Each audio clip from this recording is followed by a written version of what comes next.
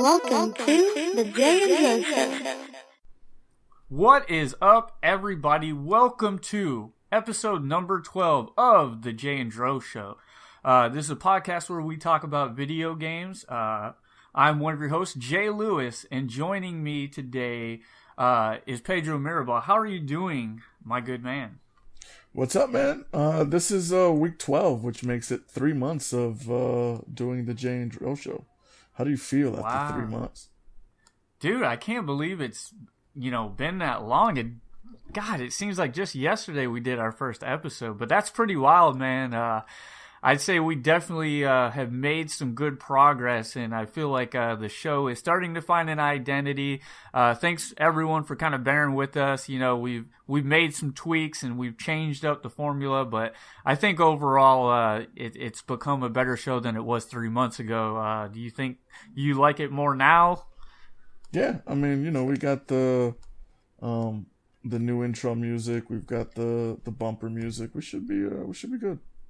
I like it, man. We're hitting a stride, and hopefully everybody else likes it. That's the more important part. Is that the listeners that's the more important thing. We could stroke our own egos, for the next 45 minutes, but maybe you would like to tell us what you think about the show. Maybe you would like to change some things. If that's the case, head over to the Facebook group and let us know. We're the Square Gamers on Facebook. Also, we're on YouTube as well. Check out the Square Gamers on YouTube. Drop a comment down on this video if you're watching there. Let us know what you think. Let us know what you would want to change. But Pedro, you ready to get into some news, my good man? Yeah, man. Yeah, so let's start our first segment, known as Part of the Conversation. And this week we're going to be talking about Gamescom. Normally we each bring a news topic, but since this week is Gamescom and later we have a huge topic to talk about, so we're just both gonna kind of use both of our our segment to talk about Gamescom. So first and foremost, what is Gamescom? Well, Gamescom is a convention that's devoted to video games. It is for the public and for the media. It started in 2009. It's held in annually in, I'm going to mess up this name, bro, but Kolmessa Convention in Cologne, Germany. I don't know if I'm saying that right. Those German words, man, they're kind of hard. But the first day will be on Tuesday, August 22nd for trade and media only. And then on Wednesday, it'll be open to the public. But some people like to get out in front of the convention and start kind of, releasing some information ahead of time. One of those people being Microsoft. Correct, Pedro? Hell yeah, man. Microsoft, once again, is going to lead off this convention's press conferences. Theirs is, today, Sunday, August 20th, 3 p.m. Eastern Time, 12 p.m. West Coast Time. And then, if you're from Europe, it's 8 o'clock in the UK and 9 o'clock for the rest of Europe. Big thing coming into this conference is, when are we going to get the opportunity to pre-order the Xbox One X? And hopefully they give us some nice pre-order bonuses. Maybe, hey, if you're in America and you stop by a Microsoft store and you trade in your, original Xbox One or an Xbox 360, we'll give you $150, $200 towards the purchase of an Xbox One X, which I would love, but that's just wishful thinking on my part. Yeah, definitely if they do some kind of upgrade system like that, I think it will help sell a lot more Xbox One X's. I still want to call this thing the Scorpio, man. Just, it rolls off the tongue nicely. I wish they would have kept that name, honestly. Well, supposedly, they have a special edition, supposedly, that they're going to announce today, where if you're going to be a day one purchaser, you'll be able to have Scorpio branding on the actual Xbox itself and the controller. Yeah, that's pretty awesome, man. I really feel like they should have just stuck with that name, man. Do you like the name Xbox One X? No, but I understand it's an homage to the original slogan of, there's nothing more powerful than X for the original Xbox. So I get why they're calling it the Xbox One X, but I would have liked Scorpio. I think that's a more unique name. You think having a name like that will, confuse consumers this holiday season looking to purchase, Microsoft's newest console? Do you think there's going to be a lot of parents out there that accidentally get their kids the Xbox One S rather than the X? Hell yeah. I mean, yeah, man. Yeah, absolutely. But that, at that point, that it's up to the salesperson at the store that you're purchasing it from to kind of educate the consumer and say, hey, look, the Xbox One X is the more powerful console. The Xbox One S will be able to run the games, as just as smooth. Just, you don't have the graphical improvements that you will with the X. You figured they would have learned, watching Nintendo stumble with, when they came out with the Wii U, a lot of people didn't know what it was. They thought it was just an upgraded Wii, and there was all that confusion. And it kind of seems like, this is Microsoft's version of that. I really think they should have redid the name or just kept it Scorpio. But anyways. So they kicked that off at 3 o'clock today. I'm curious to see what all we're going to see there. But at Gamescom, we're going to see 27 new playable games from the Xbox One and Windows 10 PC, including, but not limited to, Forza Motorsport 7, Age of Empires Definitive Edition, and Sea of Thieves, just to name a few. Then on Monday, Microsoft will celebrate 20th anniversary of Age of Empire and give fans a look at the beautifully remastered Age of Empire Definitive Edition. You a fan of that game? I honestly have no idea what Age of Empire is. I'm not a fan of Age of Empires.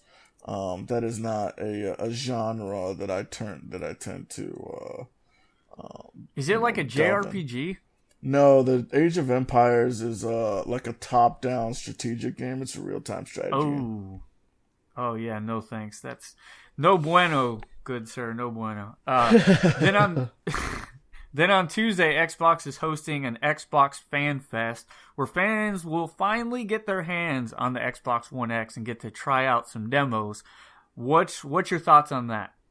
I'm hoping to hear some good things from people, from some smaller YouTube creators that went to Gamescom to get their hands on the Xbox One X, as well as kind of just read the forums and see what people think after they get their hands on it. Media got their hands on it at E3, and they were still struggling to see if the console had a place in the current market. Let's see what happens when a typical consumer plays it and kind of sees what's going on, sees the differences.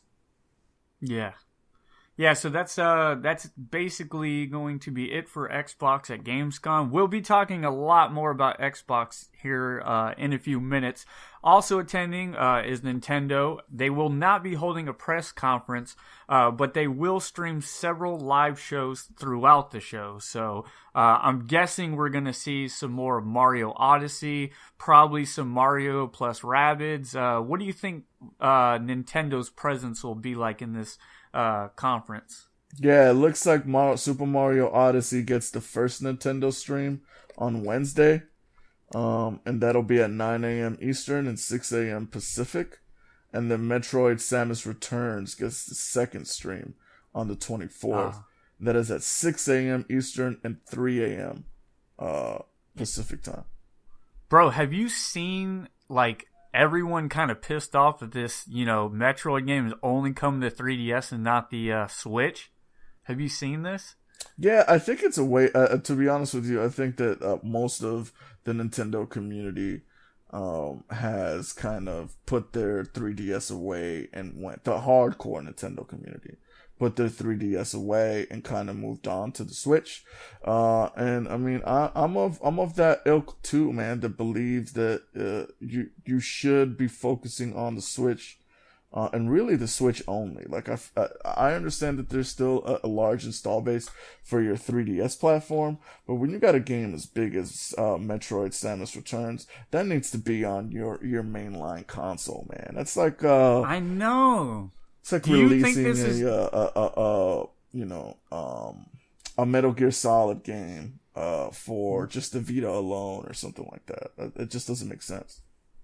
What do you think the reasoning behind it is? Like, do you think that it's just one of those situations where it's just the way the cards fell? Or do you think that putting it over to the Switch would have meant they had to delay the game? Do you expect to see maybe a port come over to the Switch? I would expect to see a port come over to the Switch. I think that the game was obviously already in development as the Switch came about, probably, and was in development as well. And I mean, if the game's already done, put it out there. It's selling. I mean, people are buying the game, but they're just not happy that they have to play it on a console that they gotta pull out from the bottom of the cupboard or wherever you have it. Yeah, I don't know, man. Like, neither one of us, have a 3DS or a Switch. So this isn't that big of a deal to us. But I mean, if you're somebody who, you just bought this brand new Switch and you can't play this brand new Metroid game on it, that's a console that's starving for great games to play. And dude, everything that's coming out on the Switch is selling like hotcakes. Like, look at that game ARMS that just came out. If that would have came out, say, in the mid-life of the Switch, it might have sold a couple 100,000 copies. But because there's nothing to play on the Switch, I think it sold like 1.5 million or somewhere around that. So yeah, man, if this would have made it over to the Switch, I think it would have sold like big time, man. It almost begs the question of, like, should they have just delayed it on the 3DS, ported it over to the Switch, and then just kind of released them, together? I don't know. That's extremely strange that they did that. But that's pretty much it for Nintendo. And then finally, we have Sony, who is also not holding a press conference at the show this year, nor will there be any behind closed doors presentations planned. Basically, Sony's focus will just be towards the public in the show floor, and it's very unlikely that we will see any major announcements at the conference at all. What are your thoughts on that? They usually do Paris Games Week and Tokyo Game Show anyway, plus they have PSX. I mean, they have to take a convention off. They've got a lot to show, but they don't have that much to show to fit every convention. So, it's understandable. It kind of sucks that they took the biggest games convention in the world, essentially, is Gamescom. But, they got their own thing to do in their own platform, so. Yeah, so what are you hoping to see out of Gamescom, Pedro? Like, if you could get anything out of this convention, what is it that you're most, like, got your eye on? I mean, essentially it's just going to be some news on the pre-order for the Xbox One X. I think that we need to get pre-order news. I think we need to get pre-order or trade-in deal information as well, not just in the United States but worldwide. And then I think this is Microsoft has had a tough week this week. I mean, let's not mince words. I think they need to have a strong Gamescom to kind of renew that passionate base, that goodwill from the consumers, because it's leaving, and it's fading, and fading pretty fast, I would think. You think we're gonna see any indie announcements, like on some indie games, like be announced here? Some ID at Xbox games, I would think so. I would think that we would do that. We would see that. We may see some Mike Ibarra is going, and Mike Ibarra is the lead engineer for the Microsoft Xbox. So I would wager that you would probably hear some new news regarding the Microsoft update, the title update that's coming in November with the new operating system and the new features added to the Xbox. So I mean, I think you'll hear a lot more on that end.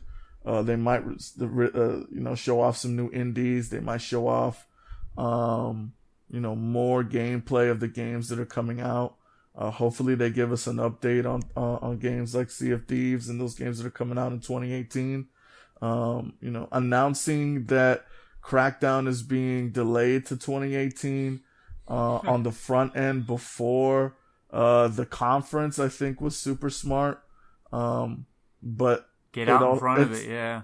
Well, I mean, it's a two-sided sword too, because you do that, but then you add pressure to yourself to basically come out swinging at Gamescom and say, okay, cool, we delayed this, but don't worry about it. 2017 is still gonna be lit. So, I mean, yeah. It's gonna be tough. Yeah, we're gonna talk about that more here in a second. As for me, I mean, Gamescom, it's not really something where you get these huge announcements like you do at E3. It's kind of more for the fans and for the media, just to kind of like, just show people what's going on inside your infrastructure and what, no big, huge news coming out of it. But, that's where every now and then you see some great indie titles get announced at Gamescom, and that's what I'm most looking forward to. Like, something that just gets announced that no one knew was in development, like something that's already leaked, I guess. So THQ Nordic, they've had a game in the works that was planned. They planned on it being announced at Gamescom, and it's being called an open world post-apocalyptic kung fu action RPG, and it's called Biomutant.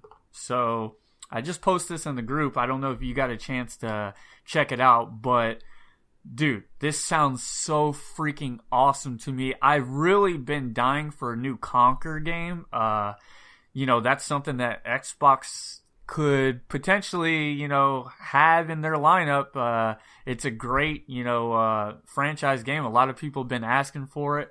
But since I can't get that game, this sounds like a good substitution for the Conquer game that doesn't exist. Does this sound intriguing to you at all? I'd have to read up more on it. I can't wait to see, the trailer on it and hopefully get some gameplay on it. But I mean, at the moment, I'm gonna reserve judgment until I see some more, until I gather some more information regarding the. Yeah, we don't know much now. Just kind of what's leaked. I guess in the image, it says that it's going to be coming to PC, PS4, and Xbox One, and then it says Enfang 2018, which translates to beginning 2018. So I'm assuming it's going to be a Q1 game of next year, because Q1 2018 isn't loaded enough. I don't know what we're gonna do, man. Me and you are just we're going to be hermits, bro. We're never going to get to leave the house. We're going to be trying to play all these games. Good thing Destiny comes out this September, and nowhere around November, because, bro, November time, me and Call of Duty, we're really going to be, having like a long session between, the campaign, which I'm sure is going to be amazing. But that zombies mode, bro. I was just reading Game Informer magazine, and they're calling the zombies mode a light RPG. And they say it's going to be more approachable for like the casual gamer. So, bro, I'm fucking all over that, dude. Like, it sounds so good. But yeah, man, and Q1 is, man, if Q1 was good this year, Q1 next year looks even better, dude. Like, God, man, what a time to be a gamer. But yeah, that's it for Gamescom this year. That's pretty much it in a nutshell. There's probably going to be some awesome things that come out of left field that nobody sees coming. But we'll have to wait and see. So I guess, Pedro, it's that time of the week where we're going to talk about the topic of the week. And I'm going to go ahead and let you hit off the topic.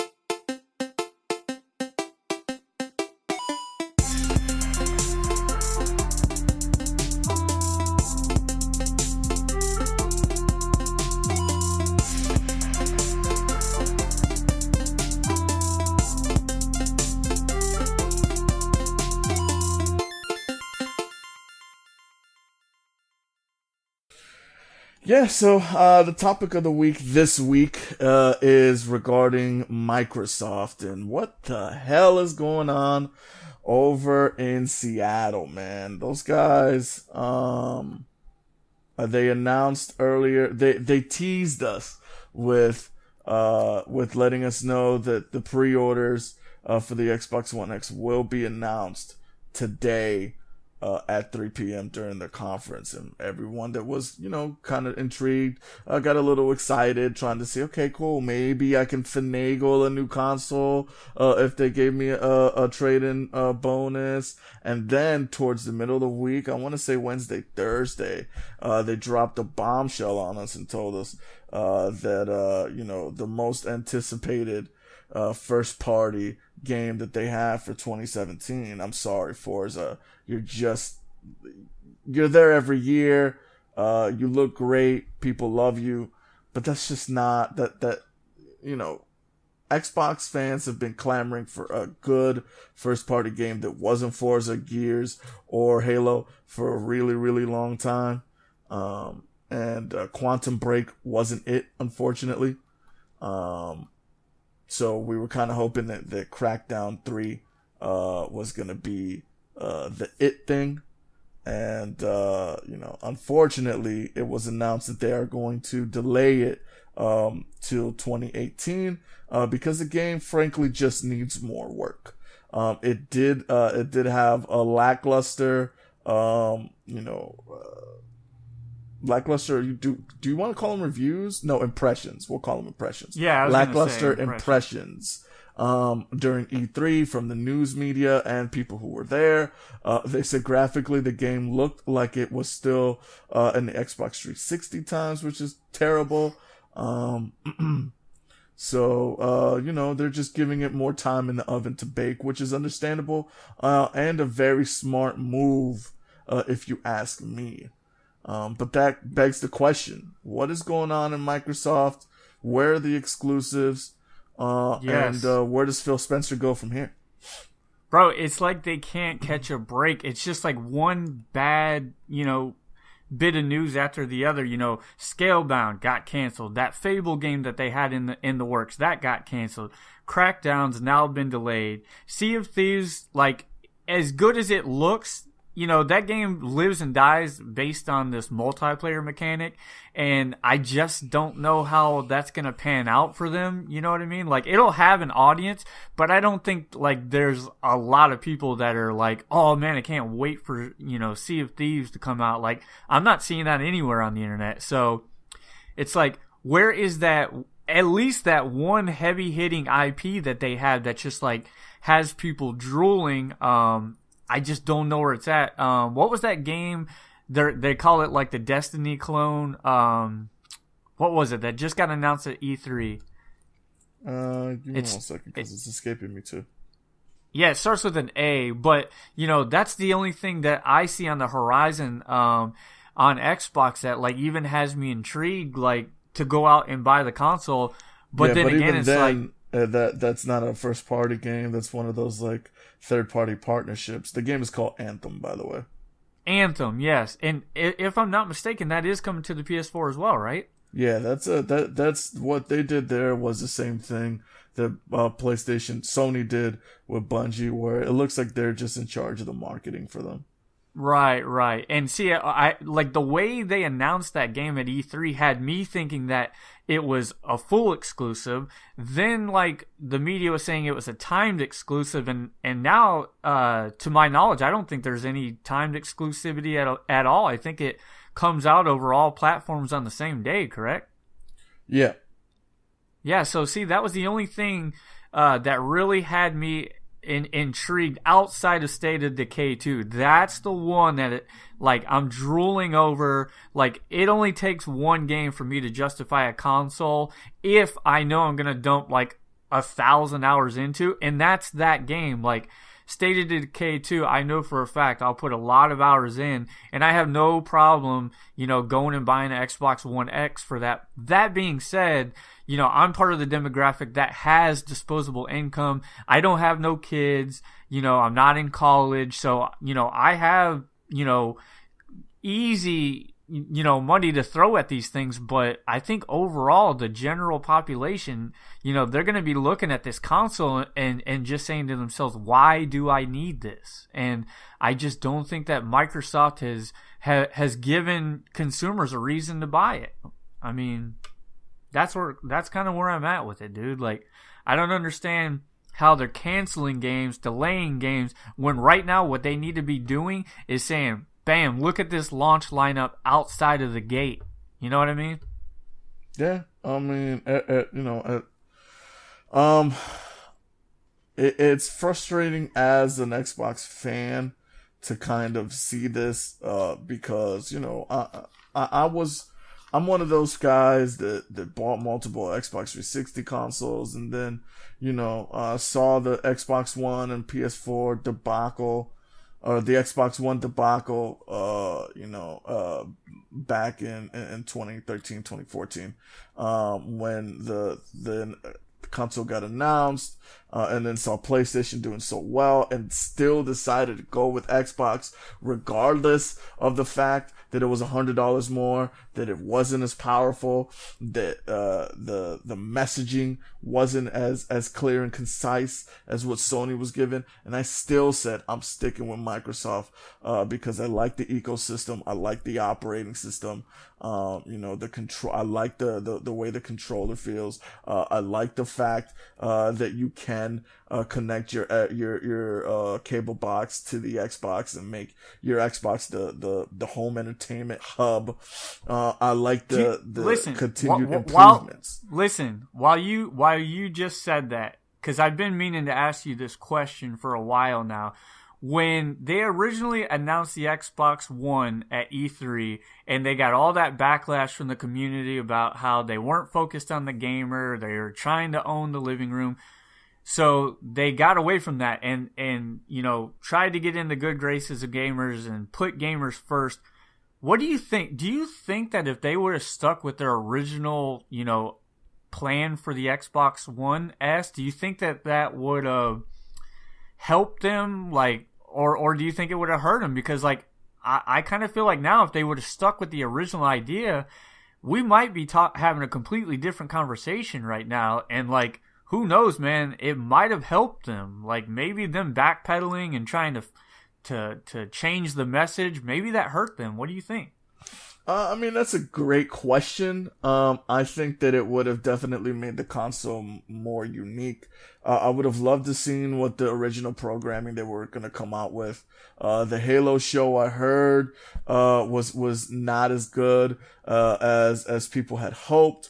But then again, they did cut it. They did cut production midway, because, they decided to do that complete 180 from you're trying to own the living room to just making it a video game box. In my opinion, Sony as a company and Sony fans were making fun of Microsoft for, kind of, forgetting about the gamers, quote unquote, and moving more towards, owning the living room. But then if you look at what Sony's done in the last few years in their evolution of their platform, they've got, PlayStation View. They're doing things now, to kind of own the living room and have the PlayStation, be the central hub of everything you do, with your television. So in a way, Sony started off being 100% gamer and then branched out and said, all right, so now that the gamers know, and are comfortable with our platform and know that we're here for them, let's go ahead and branch out, albeit a little more quiet than Microsoft did. But now let's branch out, get the PlayStation View, get these apps on our platform, and try to own the living room, because honestly, the living room is the place where most families or most people kind of spend their time in the home anyway. So if you're using one device, a Sony PlayStation is not a bad choice to go with. Considering, most people are cutting the cord and things like that. So they're doing a good job. Had it been Microsoft that stuck with the game plan and said, no, we're going to make our own original programming. We're going to compete with the likes of Amazon, and Netflix and Hulu, and have these shows that you can only watch if you have an Xbox, as well as provide people with the best gaming experience we can offer. I think that you are right. I think that we will have a different story, and it would be two completely different consumers that will be looking to buy those consoles. And I think I'll make a reference to Nintendo. I think Nintendo's gaming consumer is a different type of consumer than the one that buys a Microsoft device or a PlayStation device. That's not to say that guys like us who buy Microsoft, who prefer going PlayStation or Xbox before going Nintendo, won't buy a Switch. I'm just saying that the Switch consumer, in my opinion, values different things over a Microsoft and a Sony customer. And I think you're absolutely right that if Microsoft decided to stay with that Don Matrix plan of, let's turn this more, let's turn Xbox into an entertainment brand as opposed to a gaming brand, you would see that it would have its own niche and have its own consumer. And instead, what we got now is, a guy who did the complete 180 and we're playing catch up to Sony. So you are right, man. I think it would have been a different look for Microsoft. Would they still be losing? Of course they'd still be losing, but the consumer would be different. And with a different consumer means means a different type of loyalty. You know what I mean? Yeah. Yeah, I know exactly what you mean, man. And I just don't understand how they have gone this long with little to no exclusives on the console whatsoever. And it seems like the ones that do come out, they make a tiny ripple, like you talked about, what was it? Quantum Break, it just didn't do what they were expecting it to do. I think it was on Metacritic somewhere in the 70 percentile, which is still a good game, but it's not like you must play this game. And then Recore, that comes out and it looked cool, but it just didn't hit, it again made a really tiny ripple. And it's meanwhile, you got Sony out here just in Q1 alone, just throwing up threes, bro. Who's the guy from the Golden State Warriors that shoots those threes? Stephen Curry. What's his? Stephen Curry. That's Sony. That's Sony, bro. They just can't miss, bro. It's everything they do is just good game after good game after good game. And they got shit on because they didn't have any exclusives going into the holiday season. Pretty much since 2014, they didn't have that many big hitting titles for the holiday season. But if you look at what Sony has now started doing, they're like, you know what? What we're going to do is we're going to let these third-party games have room to breathe during the holiday season. Let the gamers play those games, enjoy their shooters, enjoy, whatever comes out, the horror games in October. And then next year, right at the beginning, they can start playing our exclusives. And what they've enabled themselves to do is sell more of their games, allow third-party developers to sell more of their games. It's really genius what they've done, and they're doing the same thing Q1 next year because all their big titles Q1 next year, and it's just it's genius. And who would have thought that Sony would have been the manufacturer to come out this generation and just completely turn it around, man? Because last generation Xbox 360, that was their story. They just couldn't do anything wrong, man. It was just like good game after good game after good game.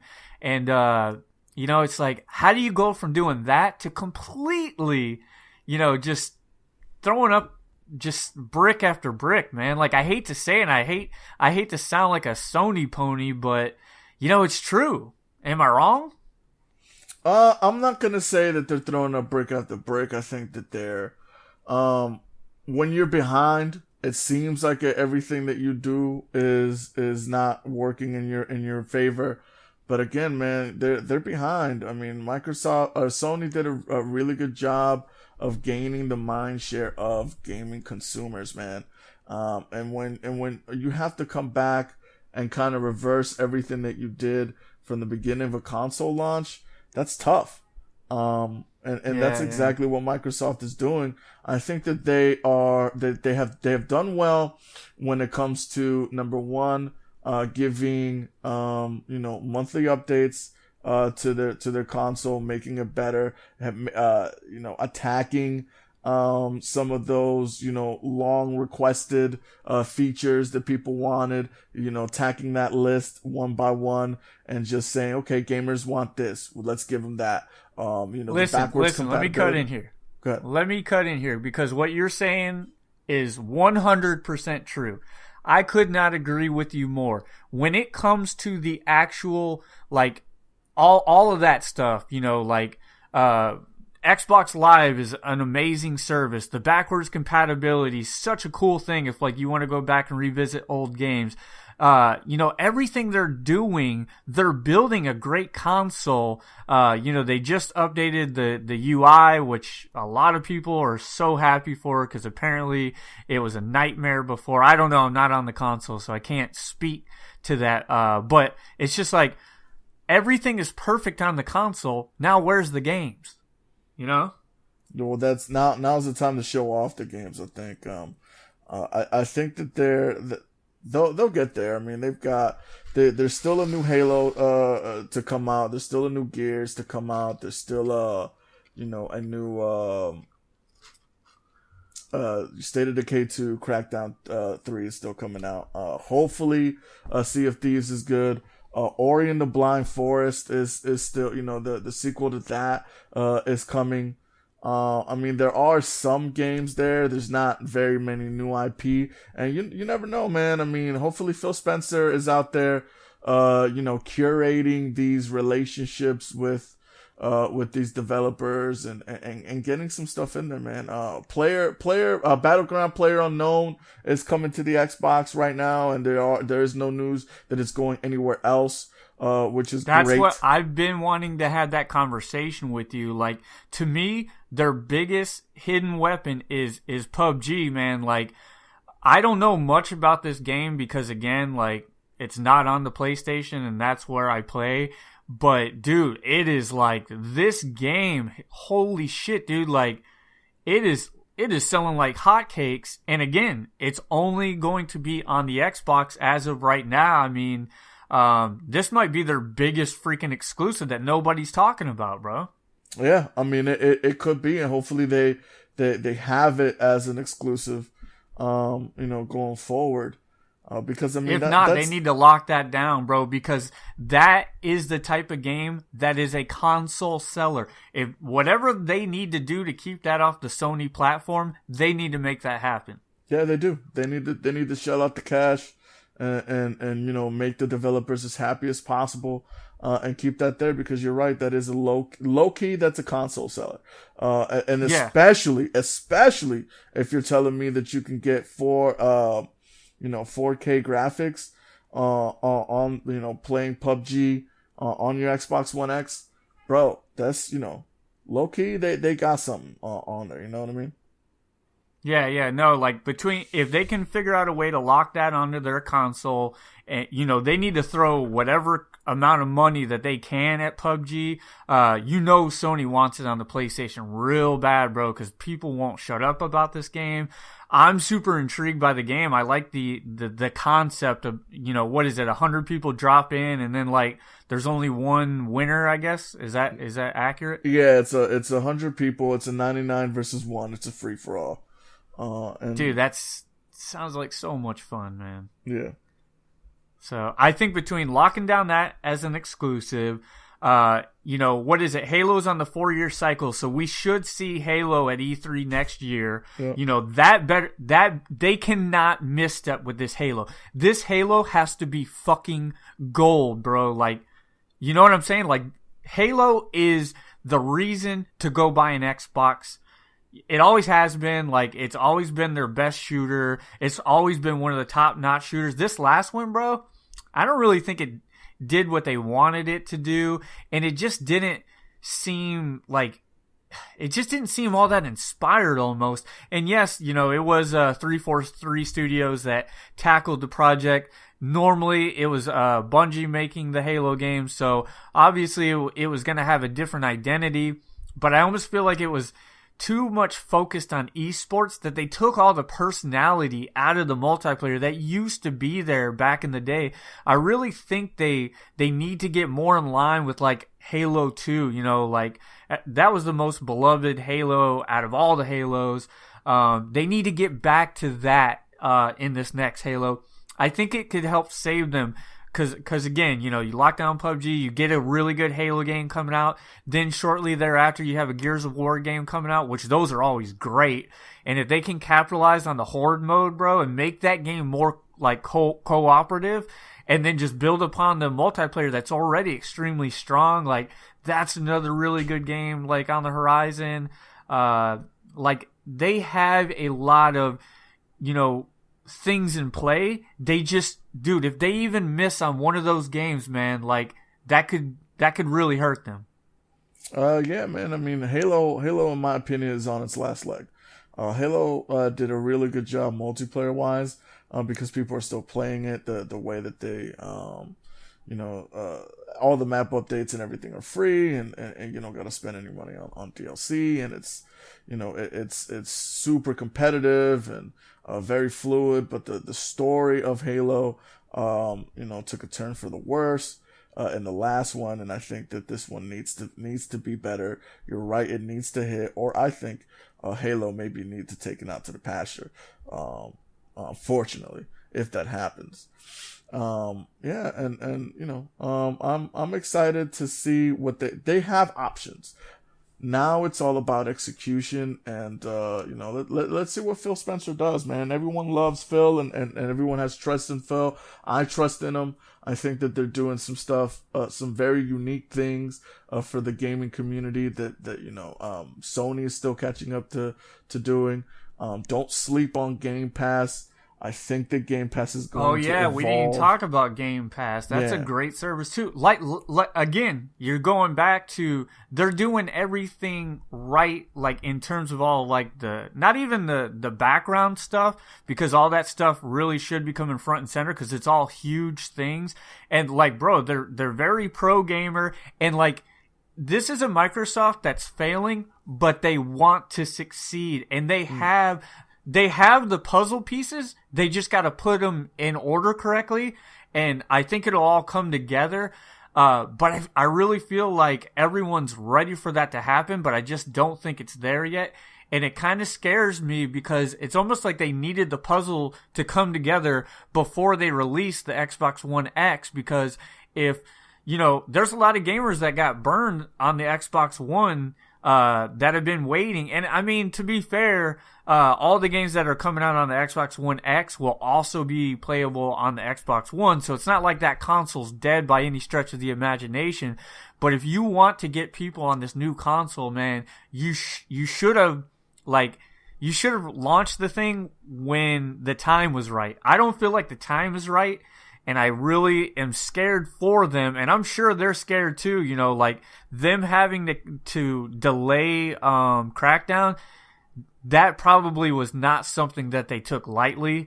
And it's just like bad PR right before, you got this new console hitting store shelves this holiday season. But just like you said earlier in the show, they said it right before Gamescom. They've already made the announcement. They got out in front of it. Now they can go to Gamescom and just focus on the games, focus on the gamers, and then just keep, figuring out how to get this puzzle put together. You know what I mean? Yeah, man. I think what you're trying to say is that they've done a good job building a good ecosystem. For the Xbox ecosystem is great. But the game, the quality of exclusive games isn't up to par at the moment, and that's just an unfortunate truth. And that's something that Phil Spencer has to deal with. What a lot of people are saying is that Phil does have a couple bullets in the chamber. He's just not going to fire them off until he releases a brand new console, the Xbox 2. Yeah. But in my opinion, the Xbox One X is Phil Spencer's console. This is, his entrance, or this is what's going to define his tenure as a CEO. Is the Xbox One X, in my opinion.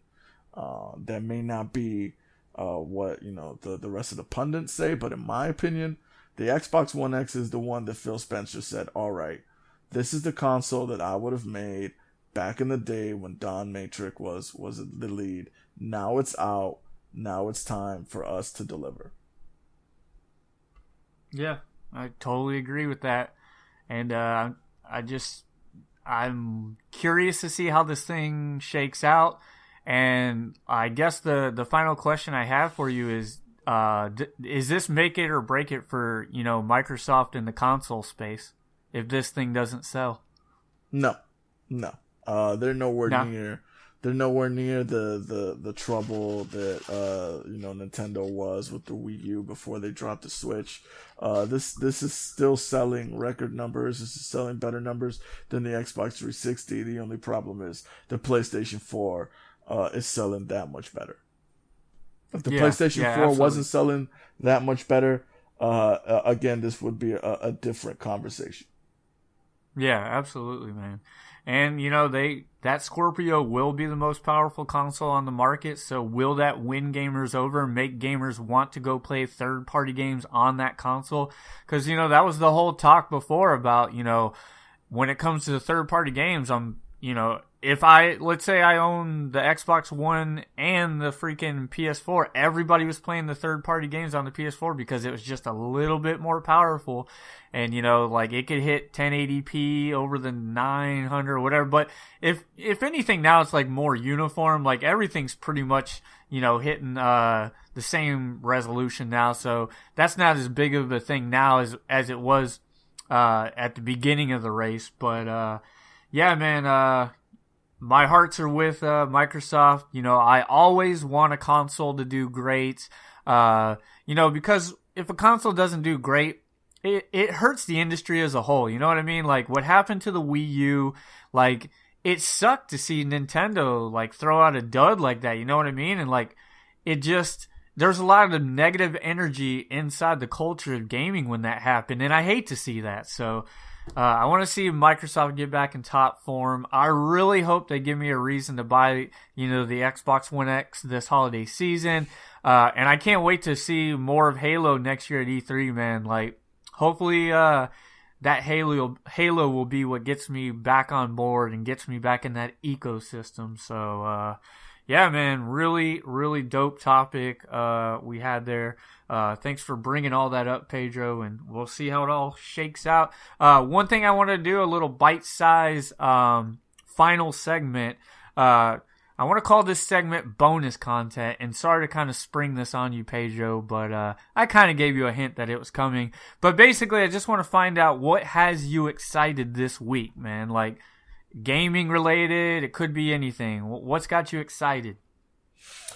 Preseason is back, man. The Broncos played last night. They look great. Trevor Siemian looks like he's taking over the job. I'm super excited for that. And we're 1 week away, man, from the Mayweather-McGregor fight, which, will be the talk of everybody's, or it should be the top of everybody's news feed come this time next week. Should McGregor pull that off? You care to give your preview of it, how it's going to go, or you want to just take a wait and see approach? I mean, full disclosure, I got money on him winning maybe rounds 1 and 2.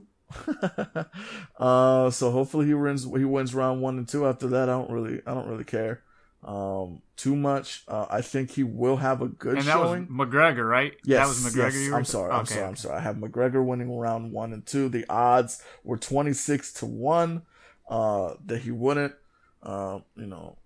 Meaning I bet $10 he wins round 1. That's $750 I win.